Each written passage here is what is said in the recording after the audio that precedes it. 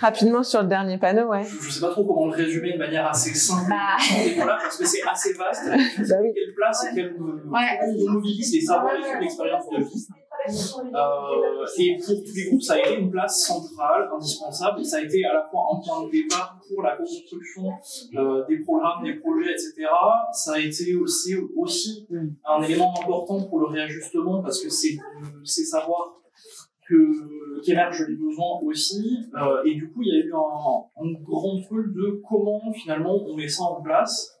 En fait, déjà, qu'est-ce que c'est un savoir issu de l'expérience de vie?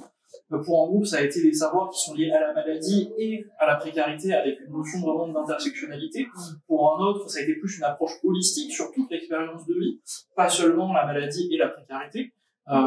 Et après, ça a été comment on l'intègre en fait dans les programmes. Et ça passe par des outils de santé communautaire, de l'éducation populaire. C'est reconnaître les savoirs et expériences comme tels.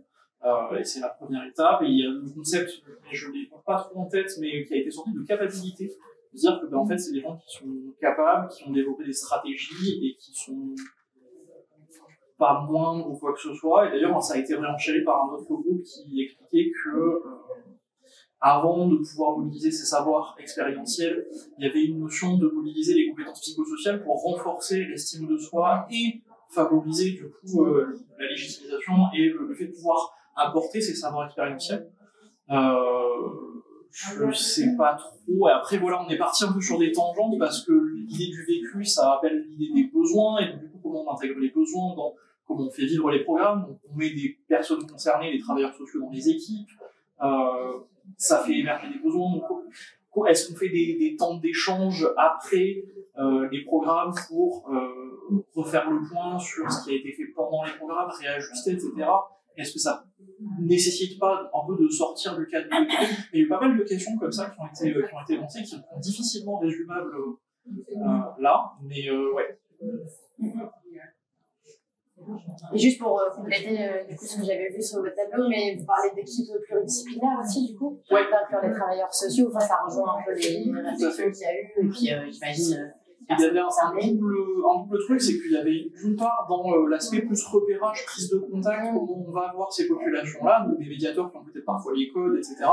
Et aussi dans la construction et l'animation des programmes derrière, d'avoir des personnes expertes en fait, autres que les professionnels ETP, et d'avoir une équipe vraiment pluridisciplinaire, et qui inclut aussi les personnes concernées quand c'est possible, parce que, comme ça a été dit, quand on est dans la survie, on n'est peut-être pas forcément dans l'optique de déjà rentrer dans le programme, mais ensuite de participer à l'animation, etc. C'est vrai qu'il y a des lieux un peu à cheval là-dessus de vie, et en même temps je pense à ça, parce que par exemple café social, je sais que nous on a fait des programmes et des animations, elles pouvaient se passer dans des cafés sociaux, dans des lieux de repas collectifs, enfin voilà, après il y a des choses, alors c'est pas labellisé ETP au sens OMS avec un programme, mais ça reste des actions d'éducation. Et vous avez parlé de compétences psychosociales aussi. Oui, c'était même le prérequis un petit peu pour justement favoriser l'estime de soi et donc le partage des savoirs expérientiels, de revaloriser la personne en tant que telle et ses savoirs aussi. Parce que nous, quand on a fait le focus group, c'est ce qui s'est passé un peu. On a réuni des professionnels et des patients pour parler autour de cette thématique. Et en fait, les professionnels prennent beaucoup plus le pas sur les personnes concernées, qui sont plus à l'aise pour parler, qui vont parler plus. Et du coup, c'est aussi mettre en capacité les gens de pouvoir raconter leur vécu et leurs expériences pour transmettre les infos dont ils ont envie. J'allais poser une question, j'en sais rien du tout, hein, mais effectivement, il y a déjà des formations patients experts, intervenants, ressources, etc. Est-ce qu'il y aurait quelque chose de différent justement avec selon d'où on vient, etc. C'est la question. C'est est-ce que là c'est fait par pathologie tout le temps? Tout le temps. J'ai presque envie de dire que c'est presque enfermant au bout d'un moment. On se sclérose un peu comme ça, mais effectivement, il y a des choses qui peuvent être vraies. À laquelle on n'a pas répondu. Est-ce que finalement, c'est de faire des programmes spécifiquement pour les patients précaires, ou est-ce qu'on fait des programmes mixtes et du coup, ces savoirs-là vont alimenter aussi d'autres personnes qui ne sont pas forcément à la situation? Oui, je sais. Dans un appui que j'ai fait, moi, sur la Fondation Maison des Champs, qui est un ACT, donc appartement de coordination thérapeutique, ils ont intégré un médiateur de santé pair et du coup sur la maladie psy. Et en fait, pour postulat, vu qu'ils accueillent beaucoup de personnes précaires, espèce de dire que en fait, ça fonctionne quand même en fait, puisque il y a un lien finalement, il y avait un lien là-dessus avec beaucoup de personnes, malgré des problématiques santé, diabète, etc. différentes, mais il y avait cette approche aussi par le côté psychologique des choses, etc. qui était inclus en fait. Ils ont pris ce biais-là. Et après effectivement, par contre, je repense à ce que vous avez dit, mais il y a eu sur cet appui en fait, j'ai dû faire un appui pour permettre à l'équipe d'intégrer cette personne. En fait, comment on fait pour intégrer cette personne au sein de l'équipe? La formation patient intervenant, c'est comme ça aussi. Ouais, là c'était vraiment du coup une équipe avec tous les risques que ça comprenait.